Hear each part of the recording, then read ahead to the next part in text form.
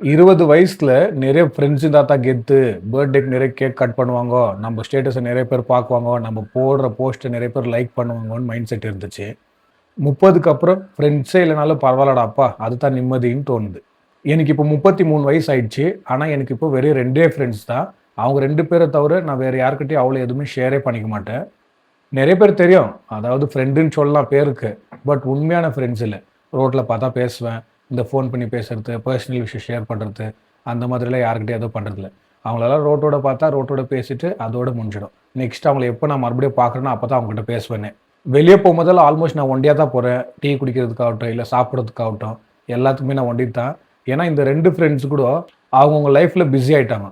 ஒருத்தன் மேங்களூர்ல செட்டில் ஆயிட்டான். இன்னொரு ஃப்ரெண்டுக்கு மேரேஜ் ஆயிடுச்சு. மேரேஜ் ஆனதுலேருந்து அவன் வந்துட்டு அவன் ஃபேமிலி கூட கொஞ்சம் பிஸியா இருக்கான். நம்மளும் டிஸ்டர்ப் பண்ணக்கூடாது இல்லைங்களா? ஸோ அதனால எப்போ ஃப்ரீயா இருக்கானோ அப்போ அவனே ஃபோன் பண்ணுவான். அந்த டைம்ல வந்து ஏதாவது டீ குடிக்கிறதுக்கோ, இல்ல சாப்பிடுறதுக்கோ வெளிய போவோம். அந்த டைம்ல தான் பேசுறது.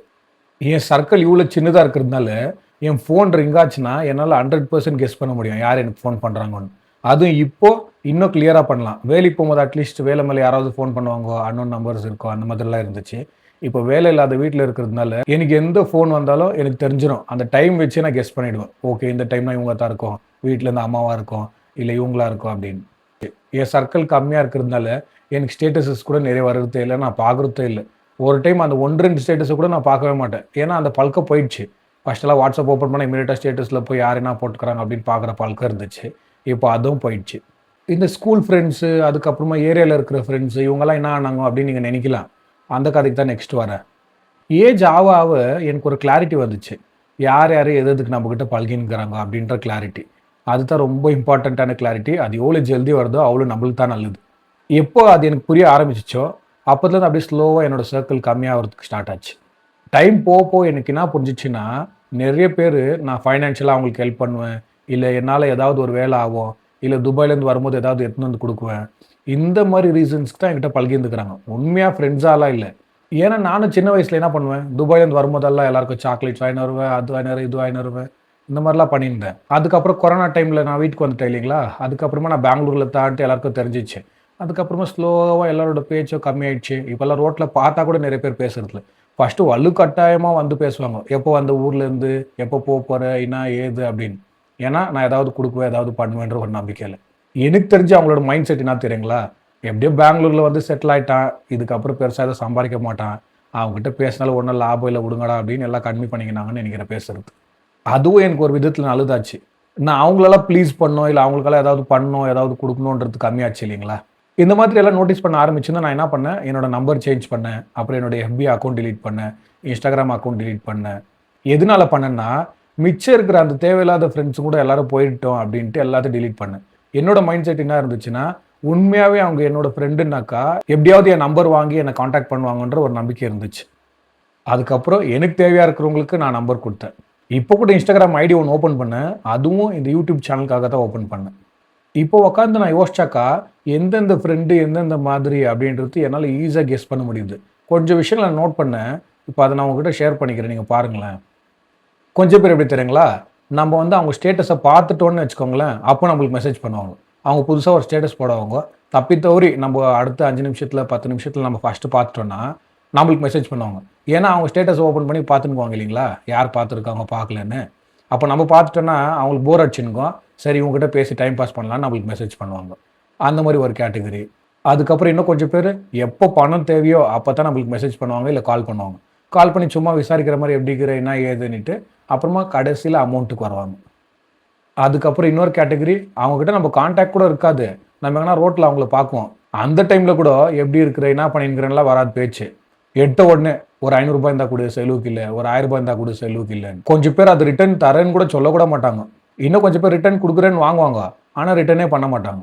இன்னொரு கேட்டகரி இருக்கு. அவங்க எப்படி தெரியுங்களா? காசு வாங்கிக்குவாங்க, ரிட்டர்ன் குடுக்குறேன்னுவாங்க. ஆனா ரிட்டர்ன் குடுக்க மாட்டாங்க.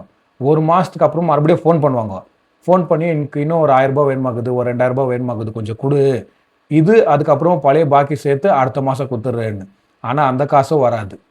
எனக்கு தெரிஞ்சு நம்மளோட சூழ்நிலை சரியில்லைன்னா, நம்மளால அமௌண்ட் ரிட்டர்ன் பண்ண முடியலன்னா, நம்ம அவங்ககிட்ட பாரோ பண்ணக்கூடாது. இல்ல நம்மளால ஒரு 6 மாசத்துக்கு அப்புறம் தான் குடுக்க முடியும்னா, இருக்கிறது இருக்கிற மாதிரி சொல்லணும். 6 மாசத்துக்கு அப்புறம் தான் என்னால குடுக்க முடியும். உங்களால முடிஞ்சா குடுங்கோ அப்படின்னு கேட்கறது ரொம்ப நல்லது. சும்மா அடுத்த மாதம் கொடுக்குறேன், அடுத்த வாரம் கொடுக்குறேன்னு வாங்கிட்டு அதுக்கப்புறம் ஃபோன் பண்ணால் ஃபோன் எடுக்காத இருக்கிறது, மெசேஜ் பண்ணால் மெசேஜ்க்கு ரிப்ளை பண்ணாத இருக்கிறது, இந்த மாதிரி எல்லாம் பண்ணுறது ரொம்ப தப்பு. இப்போ நம்ம ஒருத்தர்கிட்ட காசு வாங்கிட்டோம்னு வச்சுக்கோங்களேன், நம்ம ரிட்டர்ன் பண்ணலன்னா அவங்க சிச்சுவேஷன் என்னவா இருக்கும் அப்படின்றது கூட நம்ம யோசிக்கணும். அவங்களுக்கு இஎம்ஐஸ் இருக்கலாம், அவங்க வந்துட்டு அதுக்கு முன்னாடி நம்ம கொடுத்துருவோம் அப்படின்ற நம்பிக்கையில் கொடுத்துருக்கலாம். அதுக்கப்புறமா அந்த இஎம்ஐ கட்டுறதுக்கு அவங்க பாரோ பண்ணுற சிச்சுவேஷன் வரலாம். இந்த மாதிரி நிறைய ப்ராப்ளம்ஸ் வரும் அவங்களுக்கும். அதை பற்றியும் நம்ம யோசிக்கணும். நம்மளுக்கு கெட்டுச்சடா காசு, நம்ம ப்ராப்ளம் சால்வ் ஆயிடுச்சுடான்னு ஒண்டி இருக்கவே கூடாது. அந்த மாதிரி மைண்ட் செட் இருந்தாக்கா நம்ம வாழ்க்கை ஃபுல்லாக ப்ராப்ளம்ஸே தான் ஃபேஸ் பண்ணிடுவோம். யார் எப்படி போனால் எனக்குன்னா நம்ம ஒண்டி நல்லா இருந்தால் போதும், நம்ம பிரச்சனை தீர்ந்தா போதும்னு ஒண்டி இருக்கவே கூடாது. நம்ம ஒரு 5,000 வாங்கினு இல்லை ஒரு 10,000 வாங்கினு அவங்ககிட்ட பேசாமல் ஆயிடலாம்.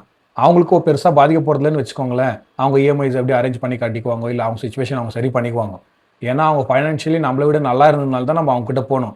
ஸோ அவங்க ஏதோ ஒன்று பண்ணி மேனேஜ் பண்ணி எல்லாத்தையும் கிளியர் பண்ணிக்குவாங்க. ஆனாக்கா அடுத்த தடவை நம்மளுக்கு ஏதாவது ஒரு பெரிய கஷ்டம் வந்து நம்ம அவங்ககிட்ட போக முடியுமா?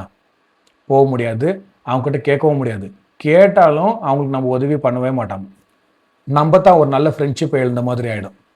அதுக்கப்புறம் நெக்ஸ்ட் ஒரு கேட்டகரி ஃப்ரெண்ட்ஸ் இருக்குவாங்க.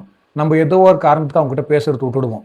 ஒன்று இந்த காசு விஷயமா இருக்கும், இல்லை வேறு ஏதாவது ஒரு ஆர்குமெண்ட்டாக இருக்கும், நம்ம பேசுறது விட்டுடுவோம்னு வச்சுக்கோங்களேன். என்ன பண்ணுவாங்கன்னா நம்ம பின்னாடி போயிட்டு எல்லாருக்கிட்டையும் ஃபேக் நியூஸஸ் பரவின்னு வருவாங்க. நான் அவனுக்கு அவ்வளோ பண்ணேன், நான் அவனுக்கு இவ்வளோ பண்ணேன், பார்த்தேன் நன்றியே இல்லை அவனுக்கு, என்ன மறந்துட்டான் என்கிட்ட பேசுறதுல, அப்படி இப்படின்னு இல்லாத கதெல்லாம் பேசின்னு வருவாங்க. ஆனாக்கா ஒரு தடவையும் வாய் திறந்து நம்ம அவங்களுக்கு என்ன பண்ணோம் அப்படின்னு சொல்லவே மாட்டாங்க. அவங்க நம்மளுக்கு எவ்வளோ காசு கொடுக்கணும் அப்படின்றதையும் ஷேர் பண்ண மாட்டாங்க. வேறு நம்மளை பற்றி நெகட்டிவாக பேசின்னு வருவாங்க. அது ஒரு கேட்டகரி. அதுவும் நான் ஒன்று எக்ஸ்பீரியன்ஸ் பண்ணேன். அவன் வந்து எனக்கு சின்ன வயசுலேருந்து ஃப்ரெண்டு, ஓகேங்களா. அதுக்கப்புறமா ஒரு மிஸ் அண்டர்ஸ்டாண்டிங்கில் 2 பேரும் பேசுறது விட்டுட்டோம். அவன் பண்ண சின்ன சின்ன விஷயத்துக்கு தான் நான் என்ன பண்ணேன், அவன் கேட்கும் போதெல்லாம் அவனுக்கு ஹெல்ப் பண்ணியிருக்கேன். ஃபைனான்ஷியலி தான் மோஸ்ட்லி எல்லா டைமும் ஹெல்ப் பண்ணியிருந்தேன். அதுக்கப்புறம் மிஸ் அண்டர்ஸ்டாண்டிங் ஆனதும் பேசுறது விட்டுட்டோங்களா. அதுக்கப்புறம் அவன் என்ன திறங்களை பண்ண ஆரம்பிச்சிட்டான். அவனால் தான் நான் நல்லாகிறேன், அவனால் தான் நான் துபாய்க்கு போனேன், இந்த மாதிரிலாம் பின்னாடி பேசுறதுக்கு ஆரம்பிச்சிட்டான். ஆனால் ஒரு தடவையும் என்கிட்ட கை நீட்டி அவன் காசு வாங்கினா அதை அவன் ரிட்டர்ன் கொடுக்கல, அதுக்கப்புறமா அவன் தான் என்கிட்ட ஆர்கியூ பண்ணான், அவன் தான் இந்த ஃப்ரெண்ட்ஷிப்பை பிரேக் பண்ணான், அதெல்லாம் சொல்ல மாட்டான். நான் மாறிட்டேன், நான் வந்துட்டு அவனை மதிக்கிறதுல, பழையசெல்லாம் நான் மறந்துட்டேன், இந்த மாதிரி கதை பேசுன்னு சுற்றிருந்தேன். அப்போல்லாம் கூட எனக்கு பேஜாரவில்லை, நான் வேற பேசுறது தானே விட்டுருந்தேன். அதுக்கப்புறம் ஒரு நாள் ஒரு இன்சிடென்ட் ஆச்சு. அப்போ தான் நான் வாழ்க்கையே வெறுத்துட்டேன். என்னடா மனுஷங்க இந்த மாதிரியே இருக்குவாங்களான்ட்டு. கிரவுண்டில் ஃபுட்பால் ஆடினுக்கிறோம், ஓகேங்களா. நான் வந்துட்டு எப்போவுமே அவன் டீமில் தான் ஆடுவேன். நான் அவன் கூட பேசுறதுலன்றதுனால ஆப்போசிட் டீமில் ஆடினேன். ஆடினே இருக்கும்போது என்ன பண்ணேன், கீழே விழுந்து கை ஒடிச்சுக்கினேன்.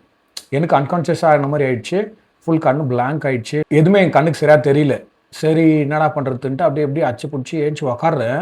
அவன் எல்லார்கிட்ட என்ன தரங்களா சொல்கிறான், அது ஒன்றும் அவளை கை எதுவும் சுருக்கு பிடிச்சிருக்குது, நீங்கள் போய் ஆடுங்கடான்னு சொல்லி எல்லாரும் ஆட விட்டான். அதுக்கப்புறமா நான் யாரையும் கூப்பிட்டு ஹாஸ்பிட்டல் போயிட்டு கை ஸ்கேன் பண்ணி பார்த்தாக்கா தான் தெரியுது எலும்பு 2ஆக ஒடிச்சிட்டு இருக்குதுன்னு. அதுக்கப்புறம் இழுத்து உட்கார வச்சாங்க. அதுக்கப்புறமா பேருக்கு வந்து பார்த்தேன் ஹாஸ்பிட்டலில். என்னத்துக்கு யாருன்னா எதாவது சொல்லிடுவாங்கன்ற ஒரே காரணத்துக்கு சும்மா வேறவங்க கூட வந்து பார்த்துட்டு அதுக்கப்புறம் போயிட்டான். அதுக்கப்புறம் காசு எதுனா வேணுமா செல்லுக்கு அப்படின்லாம் கேட்டான். நான் சொன்னேன், ஐயோ எனக்கு அந்த மாதிரி காசே வேணடா அப்பான்னு சொல்லிட்டு நான் சும்மா ஆயிட்டேன். அதோட லாஸ்ட் பண்ணிட்டேன். அவங்ககிட்ட இருந்த அந்த கொஞ்ச நெஞ்ச பேச்சை விட்டுட்டேன். அதுக்கப்புறம் ஒரு 2 வருஷம் போச்சு. ஒரு நாள் ரோட்டில் அவனே பார்த்து வாலண்டியர், என்னடா நம்பரே கொடுக்கல, ரொம்ப நாள் ஆயிடுச்சு பேசுறதுல அப்படி இப்படின்லாம் பேசியிருந்தான். ஒரு 2-3 தடவை கேட்டான், கொடுக்கல. அப்புறம் ஃபைனலி வீட்டு பக்கத்தில் ஒரு சாவா இருந்துச்சு, அங்கே வந்திருந்தான். அப்போது ஒரு 1/2 hour 1 hour பேசி அது இதுன்னு பேசி சரின்ட்டு நான் நம்பர் கொடுத்துட்டேன். ஒரு நம்பர் வச்சு என்ன பண்ண போகிறாங்க, ஃபோன் பண்ணால் நம்ம பேசுறது வேண்டாம் அப்படின்னு டிசைட் பண்ணி நம்பரை கொடுத்துட்டேன். அதே மாதிரி அவனே எனக்கு ஃபோன் பண்ணல, நானும் அவனுக்கு ஃபோன் பண்ணல. நல்ல வேலை ஆச்சு. வாட்ஸ்அப்பில் என்ன பண்ணேன், அவனோட ஸ்டேட்டஸை ஹைடில் போட்டேன். ஸோ நான் அவன் ஸ்டேட்டஸோ பார்க்குறதில்ல. ஏஜ் ஆக ஆகத்தான் நம்மளுக்கு ரியலைஸ் ஆகும் கொஞ்சம் ஃப்ரெண்ட்ஸு இல்லாமல் இருக்கிறதே நல்லதுன்னு. ஸ்டார்டிங்கில் நம்மளுக்கு புரியுறதில்ல. எல்லாரையும் ஃப்ரெண்ட்ஸு எல்லாரும் தலையில் தூக்கி வச்சு ஆடுறது, அவங்க எங்கே கூப்பிட்டாலும் போகிறது, வீட்டில் இருக்கிறவங்கள மதிக்கிறதுல, வீட்டில் எதுனா வேலை சொன்னால் செய்கிறதுல, அதே ஃப்ரெண்டு கூப்பிட்டோன்னா அவங்க கூட போய் அவன் வேலையை பண்ணி கொடுக்குறது, இந்த மாதிரி எல்லாம் நம்ம பண்ணுவோம். ஆனால் எல்லாம் ஒரு ஏஜ் வரும்போது தான் நம்மளுக்கு தெரிய வரும். ஜல்தி தெரிஞ்சிட்டா நல்லது, நம்ம தான் லக்கி. ஃப்ரெண்ட்ஸ் சர்க்கிள் எவ்வளோ சின்னதோ அவ்வளோ வாழ்க்கையில் நிம்மதின்னு அப்புறமா தான் புரியுது. தேவையில்லாத செலவு இல்லை, வீக்கெண்டில் ஆறாமல் வீட்டில் இருக்கலாம், அங்கே போகணும் எங்கே போகணுன்றது இருக்காது. ஃபஸ்ட்டெல்லாம் நானும் ஒரு டீ கடைக்கு போனேன்னா கூட யாருன்னா ஃப்ரெண்ட்ஸ் இருந்தால் தான் போவேன் டீ குடிக்கிறதுக்கு கூட. அதுக்கப்புறமா ஒண்டியாக சாப்பிடுறதெல்லாம் நான் நினச்சி கூட பார்க்காத ஒரு விஷயம். ஒண்டியாக வீடாக போய் ஹோட்டலில் சாப்பிடுறது, ஃப்ரெண்ட்ஸ் இருந்தால் தான் சாப்பிட முடியும், வெயிட் பண்ணி யாருன்னா வந்து அவங்க கூட தான் போய் சாப்பிடுவேன். ஆனால் இப்போது நான் ஒண்டியாக தான் போய் சாப்பிட்றேன், எல்லாமே ஒண்டியாக தான் பண்ணுறேன். எனக்கு ஒன்றுமே தெரில, ஆக்சுவலி ரிலாக்ஸ்டாக இருக்குது. நிறைய டைம் உட்காந்து சாப்பிடும் போதோ பக்கத்து டேபிளில் கவுன்ச்சோன்னா யாருன்னா ஃப்ரெண்ட்ஸு தேவையில்லாத கதைங்க பேசிடுவாங்க. அப்போ எனக்கு தோணும், இந்த மாதிரி தேவையில்லாத கான்வர்சேஷன்லாம் பண்ணுறதுக்கு ஒன் டே வந்து நிம்மதியாக உட்காந்து சாப்பிட்டு போயிடலான்டாங்க. அப்படி எனக்கு கம்பெனி வேணும்னு தோணுச்சுன்னா என்ன தெரியுங்களா பண்ணுவேன், பார்சல் வாங்கி வந்து வீட்டில் சாப்பிடுவேன் ஃபேமிலி கூட உக்காந்துக்கின்னு. அது இன்னும் பெட்டர் இல்லைங்களா? மைண்ட் இன்னும் ரிலாக்ஸ்டாக இருக்கும். டிவி போட்டு எதனா பேசிக்கின்னு குடும்பத்தோடு உட்காந்து சாப்பிட்டு எழுச்சிக்கலாம். ஒரு தடவை வேணால் நீங்களும் ட்ரை பண்ணி பாருங்க, ரிலாக்ஸிங்காக இருக்கும். யார் யாருக்கோ எதோ வாங்கி கொடுத்து எல்லாம் பண்ணி அவங்க நம்ம பின்னாடி பேசுறதுக்கு வீட்டில் இருக்கிறவங்களுக்கு பண்ணிட்டு போயிடலாம் எல்லாத்தையும். டைம் பாஸ் பண்ணுறதுக்கு ஃப்ரெண்ட்ஷிப் பண்ணுறது ரொம்ப ஈஸி. ஒரு டீ கடைக்கு ஒரு 3 நாள் போனால் போதும், ஒரு 4 ஃப்ரெண்ட்ஸை பிடிச்சிடலாம். ஆனால் அந்த மாதிரி ஃப்ரெண்ட்ஷிப்பு வாழ்க்கையில் நம்மளை எங்கேயுமே கூட்டின்னு போகாது. நம்மளே அந்த டீ கடையிலேயே உட்கார வச்சுருக்கோம். நம்மளும் வளர மாட்டோம், அவங்களும் வளர மாட்டாங்க, யாருமே வளர மாட்டோம். ஸோ நம்ம ஃப்ரெண்ட்ஷிப்பை சூஸ் பண்ணும்போதோ கொஞ்சம் ஆம்பிஷியஸாக இருக்கிறவங்க, ஏதாவது வாழ்க்கையில் அச்சீவ் பண்ணணும்னு நினைக்கிறவங்க, மெச்சோர்டாக யோசிக்கிறவங்க, அடுத்தவங்க சுச்சுவேஷன்ஸை புரிஞ்சுக்கிறவங்க, இந்த மாதிரி ஃப்ரெண்ட்ஸ் பண்ணோம்னா நம்ம மைண்ட் செட்டும் நல்லாயிருக்கும், நம்மளுக்கு தேவையில்லாத ப்ரெஷரும் இருக்காது, அவங்க நம்மக்கிட்ட ஏதோ ஒரு காரணத்துக்கு பழக மாட்டாங்க, உண்மையாகவே ஃப்ரெண்ட்ஷிப்காக பழகுவாங்க. நம்ம ஃபர்ஸ்ட்லாம் கொஞ்சம் பேர் கவனிச்சிருக்கோம், யார் கூடயுமே அவ்வளோ ஈஸியாக ஒட்ட மாட்டாங்க. இப்போ எனக்கு ஏன்னு புரியுது. ஏன்னா அவங்க வந்துட்டு ஃப்ரெண்ட்ஸை வந்துட்டு பார்த்து சூஸ் பண்ணி அதுக்கப்புறமா அவங்க சர்க்கிளில் அக்செப்ட் பண்ணிக்கிறாங்க. அதுதான் நம்மளும் பண்ணோம். பார்க்குறவங்க பேசுகிறவங்க எல்லாரையும் ஃப்ரெண்ட்ஸ் பண்ணிக்கணும்னு வச்சுக்கோங்களேன், எதுக்குமே பிரயோஜனம் இல்லை. நம்மளுக்கு தான் தேவையில்லாத டென்ஷன். ஸோ நம்மளும் ஃபில்டர் பண்ணி அதுக்கப்புறமா இவங்க நம்ம கூட செட் ஆவாங்களா, இவங்க தேவையா இல்லையா நம்ம சர்க்கிள்னு டிசைட் பண்ணி அதுக்கப்புறம் தான் ஒருத்தர் நம்ம சர்க்கிள் உள்ளே விடணும். நம்மளுக்கு எல்லாருக்கும் தெரிஞ்ச விஷயம் ஒன்று இருக்குது, இன்றைக்கி ஃப்ரெண்டாக இருக்கிறவன் தான் நாளைக்கு எதிரியாக கூட மாறுவான். அதனால நம்ம சர்க்கிளில் யாரை உள்ளே அலோவ் பண்ணுறோன்றது ரொம்ப இம்பார்ட்டண்ட். ஏன்னா நம்ம ஒரு தடவை உள்ளே அலோவ் பண்ணிட்டோன்னா எல்லா இன்ஃபர்மேஷனும் ஷேர் பண்ணிவிடுவோம். அதுக்கப்புறம் அவங்ககிட்ட எல்லா இன்ஃபர்மேஷனும் இருக்கும், அதை நம்மளுக்கு அகேன்ஸ்டாக கூட யூஸ் பண்ணுறதுக்கு யோசிக்க மாட்டாங்க.